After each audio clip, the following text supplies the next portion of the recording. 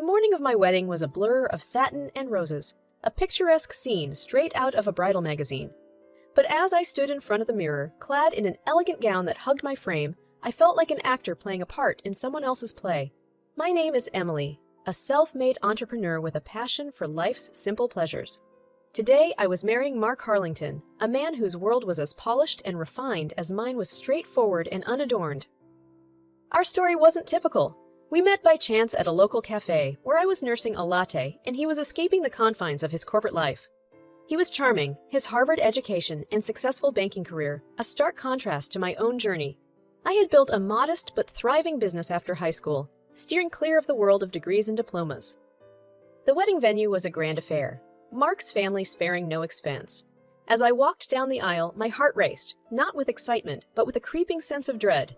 His family, a lineage of bankers and financiers, watched me with polite but distant smiles.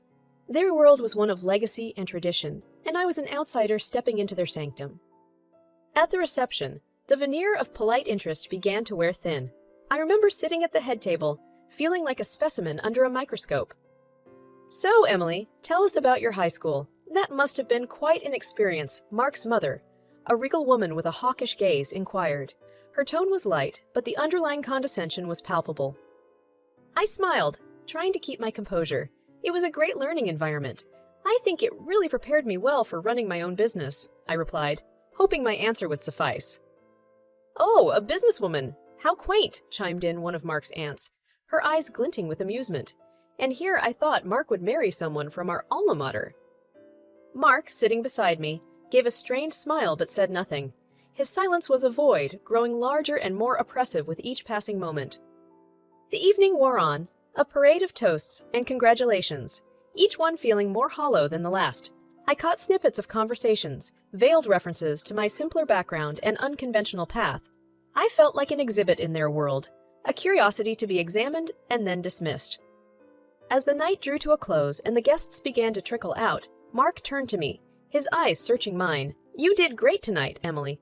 I know it's a lot to take in, but they'll warm up to you," he said, his voice a mix of reassurance and plea. I nodded, not trusting my voice. The truth was, I felt more alienated than ever. The Emily who entered that hall, hopeful and in love, felt like a distant memory. I was a stranger in this glittering world, a world where my worth was measured not by my achievements, but by the pedigree I lacked. As we left the venue, hand in hand, I looked up at the starry sky, wondering if my place was really alongside Mark in this new life, or if I had lost a part of myself in trying to fit into his. The wedding that was supposed to be mine felt like it belonged to everyone but me. After the wedding, a sense of unease settled over me like a heavy fog. I had expected married life to be a blend of love and compromise, but I soon found myself in a world where my opinions seemed to matter less and less. Mark and I moved into the house I had bought with the earnings from my business, a cozy two-story home that was a testament to my hard work and independence. However, this sanctuary of mine was quickly invaded by the constant presence of Mark's mother, Mrs. Harlington. Mrs. Harlington, a matriarch with an air of aristocracy, began visiting us with alarming frequency. Each visit felt like an inspection, her hawkish eyes scanning every corner of my home, her lips often curled in a thinly veiled sneer. One evening, as Mark and I were finishing dinner, the doorbell rang. It was Mrs. Harlington, unannounced as usual. "Emily, darling, I hope I'm not intruding," she said, her voice smooth like silk, but with an underlying edge. "Not at all, Mrs. Harlington. Please, come in," I replied, forcing a smile. She swept into the living room, settling herself on the sofa with an air of ownership. "I was just in the neighborhood and thought I'd check in on you two. This place does have a quaint charm," she remarked, her gaze flitting around the room. Mark joined us, greeting his mother warmly. "We're just enjoying some quiet time, Mom," he said, his tone casual. Mrs. Harlington turned her attention to me, her eyes narrowing slightly. "Emily, dear, have you considered enrolling in some evening classes? Education is so important, you know." I felt a familiar sting at her words. "I'm quite content with what I've achieved so far, Mrs. Harlington. My business is doing well, and I'm happy with where I am," I responded, trying to keep my voice steady. She chaffed softly, shaking her head. "It's never too late to improve oneself, dear. Mark comes from a family of educated individuals. It's important to keep up, don't you think?" Before I could reply, Mark intervened, his voice gentle yet firm. "Mom, Emily's done really well for herself. Let's not dwell on this now." Mrs. Harlington smiled, but it didn't reach her eyes. "Of course, dear. I only want what's best for both of you." The evening dragged on, with Mrs. Harlington's subtle jibes and Mark's attempts to deflect them. I felt like an outsider in my own home, my achievements and efforts dismissed with a wave of a hand. The visits became more frequent, each one chipping away at my sense of self. Mark, ever the peacemaker, tried to smooth things over, but his efforts felt hollow.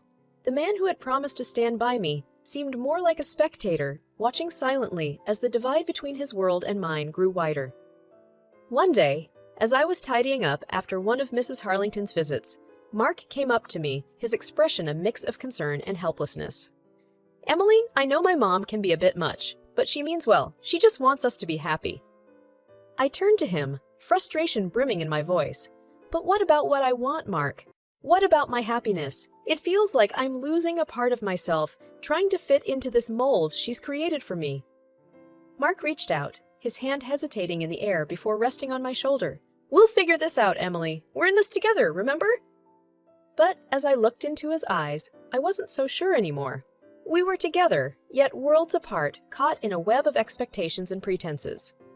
My home, once my pride and joy, had become a stage where I played a role scripted by someone else, and I was growing tired of performance. The Harlington family feast was an annual tradition, a grandiose gathering at their ancestral estate. This year, the invitation arrived addressed solely to Mark. Despite this, he insisted I accompany him, assuring me it was just an oversight. Reluctantly, I agreed, hoping that perhaps this time things would be different. As we drove up the winding driveway, lined with ancient oaks, the grandeur of the Harlington estate loomed before us. It was a symbol of their legacy, a testament to generations of wealth and influence. Stepping out of the car, I felt a knot in my stomach, a premonition of the evening ahead. The moment we entered, it was clear that my presence was neither expected nor welcomed. The air was thick with the scent of fine wine and gourmet cuisine, but it did nothing to ease the tension that gripped me. "Mark, darling, you're here!" exclaimed Mrs. Harlington, her voice echoing through the grand foyer. She approached us, her eyes flicking towards me with a frosty glint. "And Emily, surprised to see you!" Mark smiled, a hint of unease in his eyes. "Mom, you know Emily is part of the family now. I couldn't imagine coming without her." Mrs. Harlington's smile was tight, forced. "Of course, dear." As we mingled among the guests, the air of disapproval was palpable. Hushed whispers followed me, their words like barbs pricking at my confidence. Finally, we sat down to dinner, a lavish spread that could have graced the pages of any gourmet magazine. But the opulence of the setting did nothing to ease the discomfort of the company. I found myself seated at the far end of the table, isolated and conspicuous by my solitude. Mark was engaged in conversation with his relatives, his attention diverted. I tried to make small talk with the person next to me, but it was met with polite disinterest. Then, one of Mark's uncles, a portly man with a booming voice, turned to me. "So, Emily, Mark tells us you run a little shop. Must be a nice hobby to keep you busy," he said, his words dripping with condescension. I clenched my jaw, feeling a flush of anger. "It's actually a thriving business," I replied, my voice steady despite the rising turmoil within. "I've worked hard to build it from the ground up." There was a moment of awkward silence before he laughed, the sound grating and dismissive. "Well, we can't all be bankers, can we? Some of us have to do the simple tasks." The table erupted in laughter, a chorus of mockery that echoed in my ears. I looked to Mark, hoping for some semblance of support, but he was laughing along, his eyes avoiding mine. It was a betrayal that cut deeper than any words. I excused myself, the walls of the dining room closing in on me. Outside, the cool night air was a balm to my frayed nerves. The laughter and chatter of the feast continued inside, a merry symphony to which I was the discordant note. As I stood alone under the starlit sky, the realization hit me like a physical blow. I was an outsider in this world, a misfit in their perfectly curated lives. My love for Mark, once a beacon of hope, now felt like a chain binding me to a life where I didn't belong. The feast of fools, indeed, and I was the fool who had believed I could ever be one of them. The night of the feast left a bitter taste in my soul. I lay awake in our bed, the echoes of their laughter and Mark's betrayal haunting the silence. The moonlight streamed through the window, casting a pale glow on the walls of our bedroom, walls that felt like they were closing in on me. It was in this suffocating quiet that I had my awakening. I realized then that I had been living in a fog, trying to blend into a world that would never accept me. My love for Mark had blinded me to the fact that in his family's eyes, I would always be the uneducated outsider, the misfit. "Emily, are you awake?" Mark's voice broke the silence, tinged with concern. I turned to face him, his features soft in the moonlight. "Yes, I'm awake," I replied, my voice barely a whisper. "I'm sorry about tonight," he said, reaching out to me. "They can be harsh, but they don't mean it. You know that, right?" I pulled away, a chasm of realization widening between us. Do I, Mark? Because tonight, it felt like they meant every word. And what hurt the most was seeing you laugh along with them. Mark sighed, running his hands through his hair. "Emily, I didn't know what to do. They're my family." "And what am I?" I asked, the words heavy with unspoken pain. He didn't answer, and in his silence I found mine. I sat up, the moonlight casting long shadows across the room. "I've been trying so hard to fit into your world, Mark. But tonight, I realized that I don't belong there, and maybe I never will." Mark looked at me, his expression a mix of confusion and sadness. "What are you saying, Emily?" "I'm saying that I need to find where I belong, and it's not in a world where I'm constantly made to feel like I'm not enough. It's not with someone who can't stand up for me." The words hung in the air, heavy with the weight of truth. I stood up, feeling a newfound strength coursing through me. For so long, I had let them define me, let them dictate my worth. But no more. I built a life for myself before you, Mark. I had a successful business, a home I was proud of. I did all that without a fancy degree or a family name. And I can do it again. Mark reached out, his voice tinged with desperation. "Emily, please, we can work through this. Don't let one bad night ruin what we have." I shook my head, a sad smile on my lips. "It's not just one bad night, Mark. It's every look, every word, every moment I felt less than in the eyes of your family, and every time you chose not to see it." I walked to the window, looking out at the night sky. It was vast and endless, filled with possibilities. I need to find my place in this world, Mark, and I need to do it on my own terms. As I stood there, a sense of clarity enveloped me. This was my awakening. The journey ahead would be mine alone, a path I would carve with the same determination that had brought me success before. I was not just Emily, Mark's wife. I was Emily, a woman of strength, resilience, and worth, and it was time for me to reclaim my story. In the days following my awakening, a plan began to take shape in my mind. It was born out of a need for closure, for asserting my worth in a world that had so casually dismissed it. I knew where to strike. The Harlington family's most prized asset, their bank. This wasn't just any bank. It was the pillar of their social standing, the source of their arrogance, and unbeknownst to them, the holder of my substantial fortune. I spent hours at my desk, poring over financial statements and investment portfolios. My business acumen, honed over years of navigating the markets, was my weapon. The Harlingtons, ensconced in their bubble of elitism, had no idea that the uneducated woman they mocked was a financial force in her own right. "Emily, you've been quiet lately. Is everything okay?" Mark's voice broke my concentration one evening as he peered over my shoulder. I minimized the documents on my screen and turned to face him. "Just busy with work, Mark." "You know how it is," I replied, my voice steady. He nodded, though his eyes lingered on the computer screen, a flicker of curiosity in his gaze. "If you need help, I'm here, you know." I smiled, a tinge of sadness in my heart. "Thanks, Mark. I appreciate it." After he left, I returned to my plan. I initiated a series of discreet financial maneuvers, transferring my funds out of the Harlington Bank. Each transaction was a calculated step, draining the lifeblood of their financial empire. I watched as my billions flowed out, leaving a void that would soon become apparent. Within days, the news broke. The Harlington Bank was facing a liquidity crisis. I watched from a distance as the empire that had looked down upon me began to crumble. Mark came home that night, his face ashen. "Emily, have you seen the news?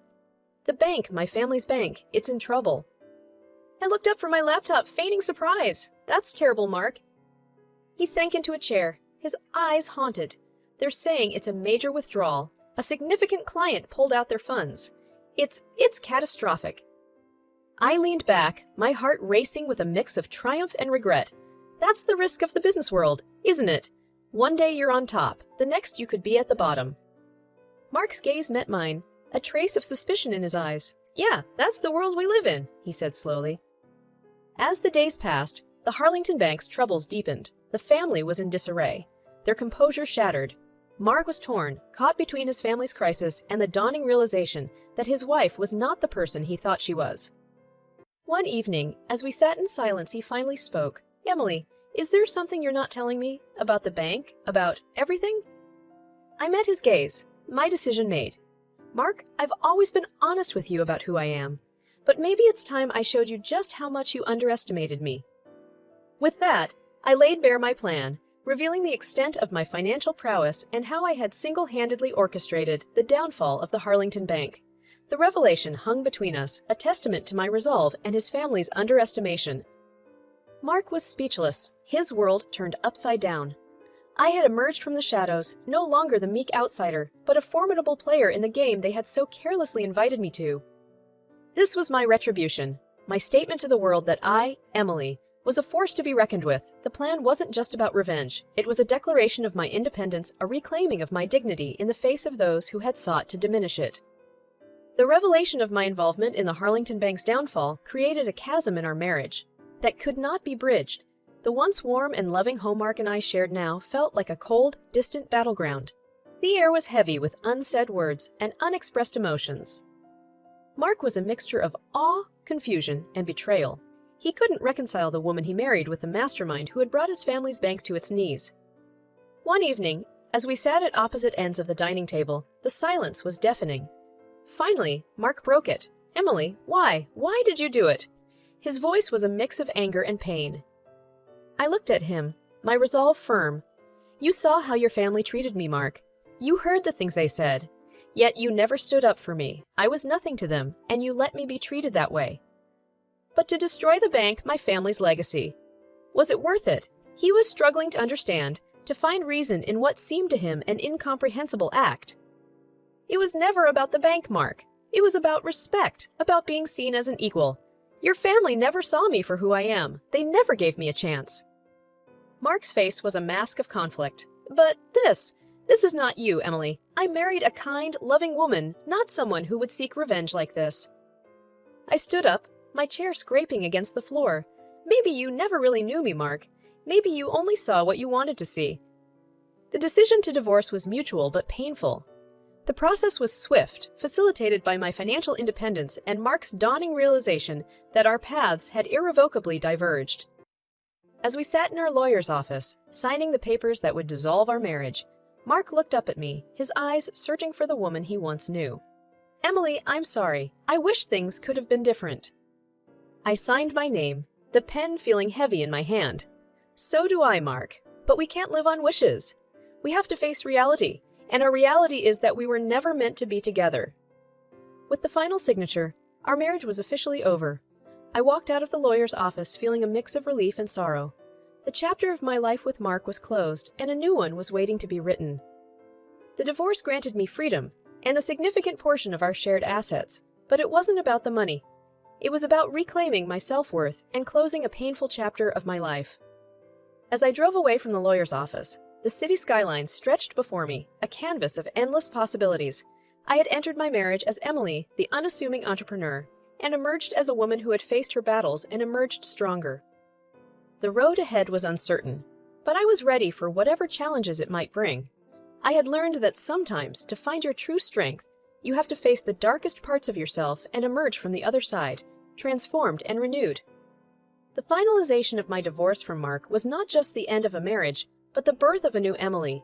I found myself at a crossroads, with the path behind me littered with the debris of a broken relationship and a family's scorn, and the road ahead open and uncharted. In the quiet aftermath, I took to spending my evenings at a quaint little cafe downtown, the same place where Mark and I first met.